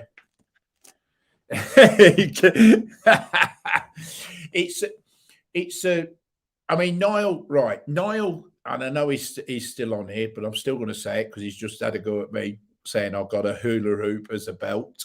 But I'm going to say this anyway, right? Niall, lazy Niall, he gets off the boat and he gets a car, he gets a BART bus to get to the hotel. Trust me, it's a short walk. It's a 5-minute walk. It's a short 5-minute walk to the hotel that Niall stayed at, but he decided he didn't want to walk. So yeah, the chili place. Yeah. Short walk from the boat, one road, just come out, turn left as you come up the top of the hill and just carry on down there. And from there, it's a short walk to the beach, very short walk to the 7-Elevens, literally 50 yards away. All the bars are there, all the restaurants are there, everything you need. And Niall says it's a very nice place. Watch his video. He's done a video on it. But we went and ate there. And maybe next time we'll stay there. No, I'm not going to stay there. Right. No, I want to stay. If we're going to stay there for long term, I want to stay in that bloke's other place at the back. Kitchen, right? Hmm? Because they have kitchen. Because they have kitchen and yeah, if you're going to stay for a month, you need a kitchen and everything, don't you? But yeah, he's.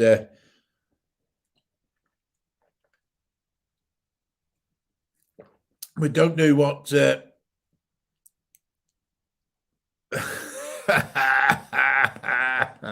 Whoa.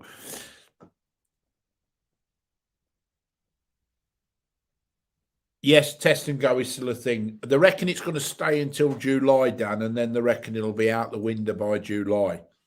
So yeah, test and go. Quarantine, 1 night quarantine. So test, stay 1 night in a registered hotel, and then get your results and leave in the morning. So you have to book 1 night in a SHA hotel. So yeah, but the good thing about that, the good thing about the SHA hotel and doing it that way is when you get to the airport, you get free taxi to the your hotel. You're not paying the 500 baht or 400 baht to get to your hotel, or because they have to pick you up. So it's included in the price that you pay. And you get 1 night anyway. So but how much did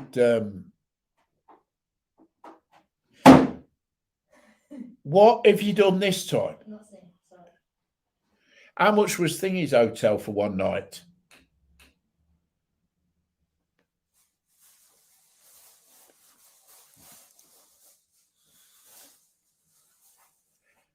She's not listening to me. Excuse me.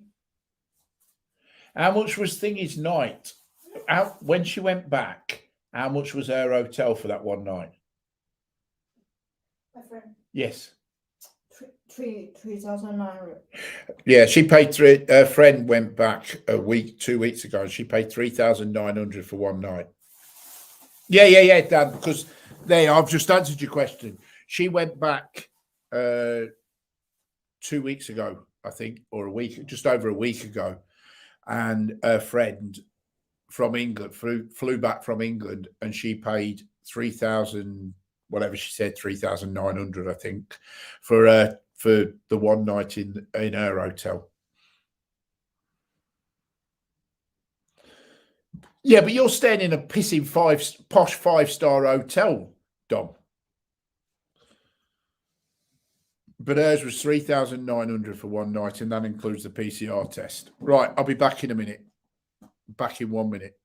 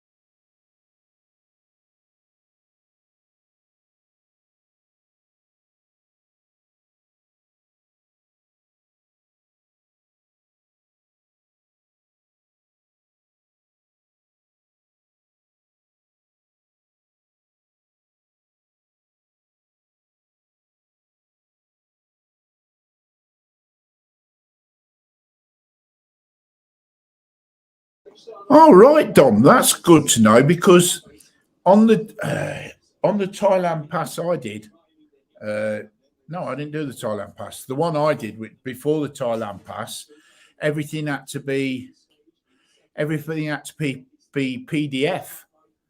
So we had to convert everything from JPEG to PDF on the one I did. So it's good to know. Thanks for saying that you have to take everything to JPEG, because it doesn't accept PDF. Because when I did mine, everything had to be PDF. See you, Noel. Have a great night out, mate, and happy St. Patrick's Day for tomorrow. If you're not on when I do my live stream.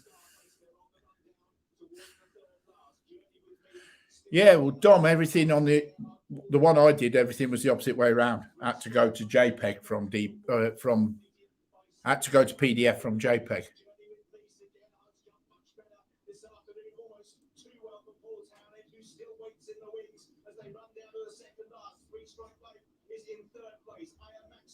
Racing on the outside of what he wanted for them. Fifth stage stars given way. Two from the finish. Over the lead, Journey with me. Go on, Journey with me. No, fucking hell. The one, oh, Jesus Christ. Is that favourite flying or what? He's fucking, he ain't touched the favourite.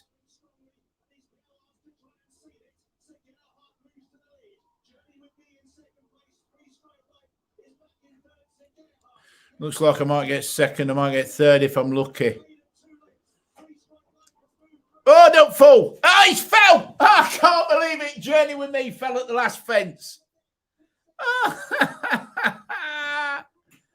Jesus Christ. Sir Galahad, the odds-on favourite, won. Oh, hang on. I'm going to take this call. 1 minute. I'll be back.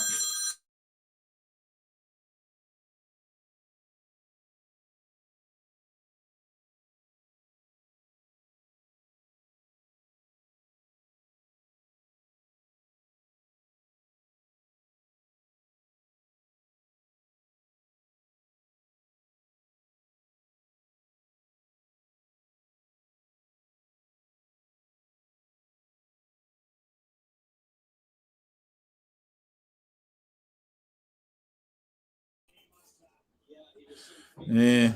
Anyway, sorry about that.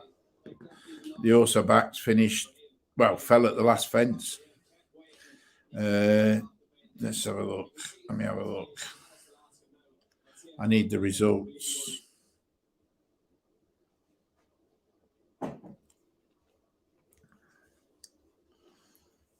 Well, Paulie looks very, very keen for you there today, but what a class individual. I think he showed us class to be as keen as he was and to stay going. Darling, you got second. You got the second.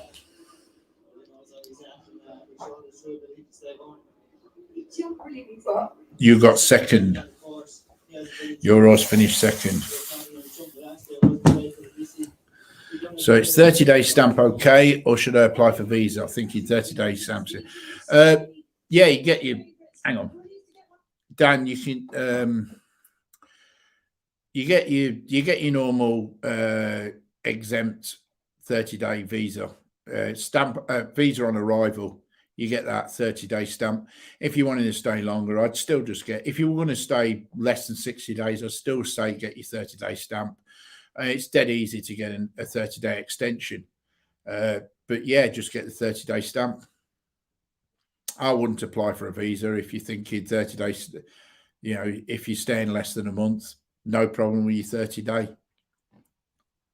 When I went over September, October, I did a 30-day, I got the 30-day stamp, backed that up with a 30-day extension, and then I got a 60-day COVID extension on top of that.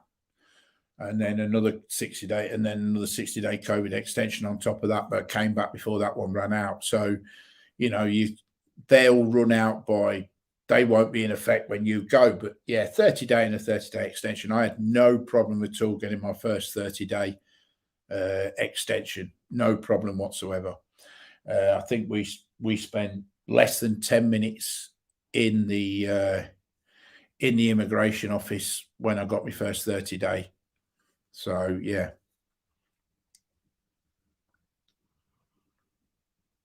Yeah. I'd just make sure, all I'd make sure, Dan, is that your insurance is for your total stay. So make sure that your insurance, your travel insurance is for your total stay. So it matches up between your flight, your arrival date and your leaving date. That's all I'd do. Just make sure they match up.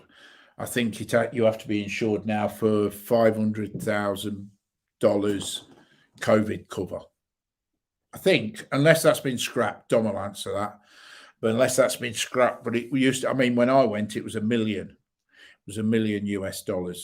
It might have, I think it was $1 million. It could have even been 10 fucking million for all I know.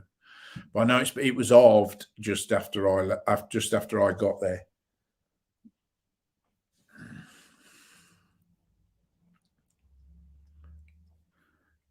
But I think you have to put that on your Thailand pass that you've got your travel insurance.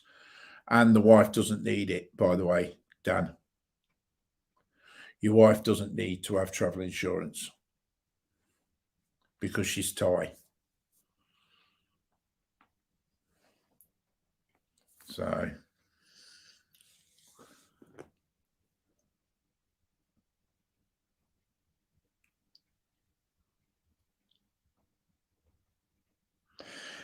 Dom says that he uploaded the free travel insurance from his credit card. It was accepted, but it did say unlimited COVID cover. So it has to stay on it a set amount of COVID cover. So just look at, I know you're not stupid, Dan, just look into it. Oh, insurance has to be for 20k COVID now. Oh, right. When I went, it were $1 million. I did it with that AXA travel insurance, and mine cost me 4,500 baht, about 100 quid. But mine had to state that it was $1 million. So, are you drinking cider? Yeah. Oh, okay. Okay. Well, I'll end this live stream in a minute. Yeah. Well, You want drink together? I'm not going to drink cider night during the day. No. Your phone. Was that my phone? No. Nothing. No. Nothing. Just one more. Nothing. No, what is it? What? Okay. It went down last month. Okay. Fair enough. See, they're moving the goalposts all the time, so you can purchase. Yeah, you could have. What was it? It wasn't Thailand Pass when I flew over. What was it? It was the same when you flew. What was it? It wasn't called the Thailand Pass. COE. COE. No, was it COE? Yeah, COE. Yeah, it was a COE. That was right. It was Certificate of Arrival. That was the one I did, Dom. COE. Certificate of Entry, sorry. It was a Certificate of Entry. But yeah, on my Certificate of Entry, there was a lot more. They only took PDFs. They didn't take, and that was, that Certificate of Entry was a right rigmarole. You had to send it off. You got pre-approved. Then after you got pre-approved, you had to book the flight and book something else. And then you sent it back off again. And then when you sent it back off again, it was, you got approved. And then you had to wait for it to come through. And it could take anything up to 2 weeks, 3 weeks to come through. It was a right rigmarole. That was the COE. But would I do it again? Yeah, of course I would. Because I had such a brilliant time when I was there. So I definitely, I don't regret doing it, but yeah, it's worth looking at your credit card and seeing if it's covered. A lot of them do. A lot of them do cover it. Like I say, at the time I had to go through, they only accepted, I think there was only 3 that they accepted, and one of them was AXA. And it cost me 4,500. So, but my 8 days quarantine cost me, I think that cost me 17,000.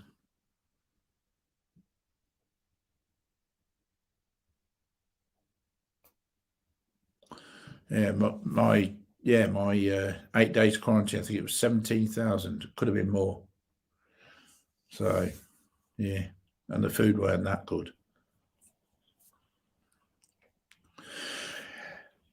Yeah. So anyway, Dan, it looks like if you're over there in June, there's a chance we'll probably meet up, because it looks like we will be back over there about that time. If anybody, look, I got asked this the other day when I came off air. when I stopped doing my live stream. If anybody thinks I'm being ignorant because I'm not calling her by her name, I'm not being ignorant. I just don't want her name out there. So for that reason, I'm just not using her name. So, don't think that I talk to her like this all the time. I don't. I use her name all the time, but I don't want her name out there because of the trolls. So that's the reason I don't use her name. If I don't use her name, they can't get her name.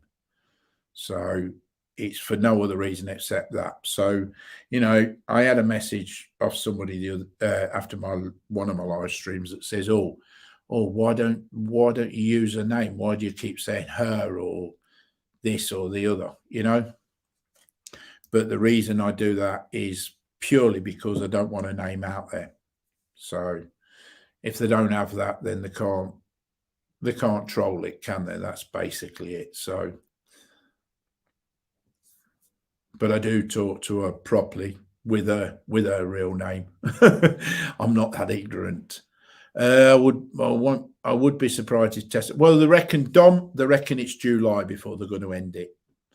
That's what they're claiming, July. So I think it'll still be around in June because they've made the claim that it's going to be July.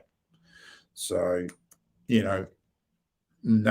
but I mean, one night in an hotel, for two of you, it'll probably cost you 4,000, 3,000, 3,500, depending what class hotel you go to.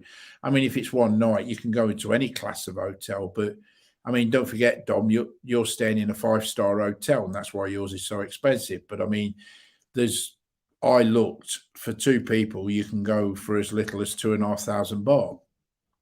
I mean, 2,500 baht for one night in an hotel to me is not that expensive. You take off 500 baht, which it would have cost you in the taxi to get it to the hotel, you're down to 2,000 baht a night for two of you. You're on holiday. 2,000 baht to me is not a crazy amount of money. If it's 3,500 baht, you take the 500 baht off for the taxi to get there, and you're looking at 3,000 baht, and that includes one meal. You get one dinner. So, the fact that you're stuck in a room with a missus for a night, and you can't get out, you can't get away from her.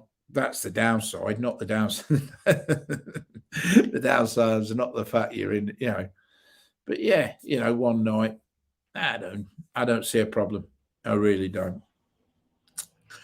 But you're going to be in the country for 28 days or 30 days. One night in an hotel is not, you're paying a little bit over the odds, but I agree that they do double the price, but they've got to run 2 PCR tests on you, ain't they? I know they're not expensive, but they've still got to do it.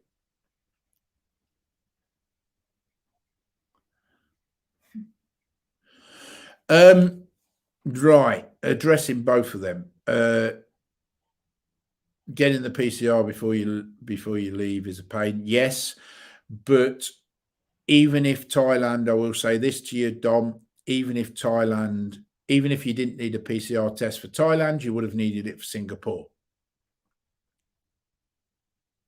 See you, Dan. Thanks for coming on. Thanks for coming on. Like I say, I'll be doing another one tomorrow. Take care, mate. Look after yourself. Dom, yes, you would have needed... yeah, no problem. Around your time. Okay, no problem. I more than likely will, like I say, so pop on, yeah. But yeah, you would have still needed PCR for Singapore, even if you didn't need it for Thailand. It's like when I flew back. Sorry, when we flew back to England, if we flew directly from Thailand to England and we didn't have to PCR test, but if we'd have flown to some other countries and stopped off, we would have had to PCR tested. So on the same note as what you're saying there, there are still countries that even if you're just transferring through their airport, you still need a PCR test. And Singapore is one of them. So you would have still had to do the PCR. That's the first point. Plus the application. Yeah, the application, I totally agree. It's a pain in the arse. It is a complete pain in the arse. You'll find the arrival situation is so smooth and so easy. It's untrue. I've spoke to a lot of people that have flown in on this Thailand pass, and they say it was easy when I flew, and we didn't have it all on the app and all with the QR code like you have. I had it all in paperwork. If you watch my video, and I'm not plugging my video now, but if you watch my video where from England to Bangkok, via, when I went in on the COE, you would see that it was smooth once I got to Bangkok, but you still had that's with a shitload of paperwork. I actually was in and out. I was actually in the hotel within. Yes, it is. It is. Don, when I flew in with the COE, I was through immigration, through everything, and in my hotel within 1 hour, 15 minutes of landing. I've never been that quick in my life. Never been that quick in my life. I'm normally an hour and 15 minutes and I'm just getting through to immigration. I was literally through it, through. They don't hang about. They don't hang about. Especially the fact now with the QR code, because it's all done, online now. There's no hanging about. The main wait, I do believe, is the main wait is at immigration. If you cop it when there's other planes coming in, everything else you won't notice that much difference. So I wouldn't worry about when you get there, and you're not waiting around to try and get a taxi or waiting around trying to get a bus. The vehicle to take you to a hotel is waiting there. You jump in and off you go. The only downside is that, or I found, was I couldn't get a phone SIM at the airport. I could get cash out of the cash machine if I wanted it, but I couldn't get a phone SIM. As it happened, I didn't need any cash out, but I couldn't get a phone SIM. But they had internet at the hotel, so it didn't really make that much difference for that one night. But yeah, you'll find it to be a lot easier, a lot smoother. I think the transition through, somebody went through Singapore back in December and said that Singapore is a bit of a ropey, was a bit rough to go through. Whether that's changed now, I don't know, but somebody was saying it was. Yep. I had three copies of each document. And I had one which was in my rucksack, which obviously was my hand luggage. I had another one hidden away within my laptop case, and then I had another one in my suitcase if I was really struggling. So I had 3 copies just in case one piece of paper went missing and I had to dig it out from one of the other copies. Just because you could lose one. I could have lost one in the when I arrived at Dubai. I could have lost one, and when I got to Thailand, there was one missing. I could have.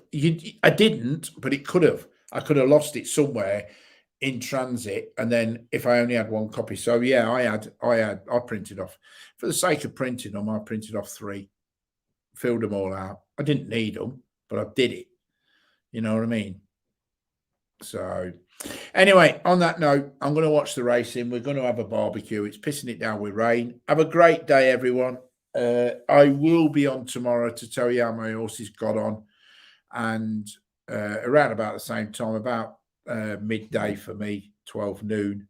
So take care, everyone. Have a great day. I hope the sun comes out because we wanted to go for a walk this afternoon. So I hope the sun comes out. I hope it doesn't stay like this. Take care, all. If you're having a bet, good luck. If you're watching the football, good luck. If your team's playing tonight, good luck. And I'll see you all on the other side. Take care. Goodbye.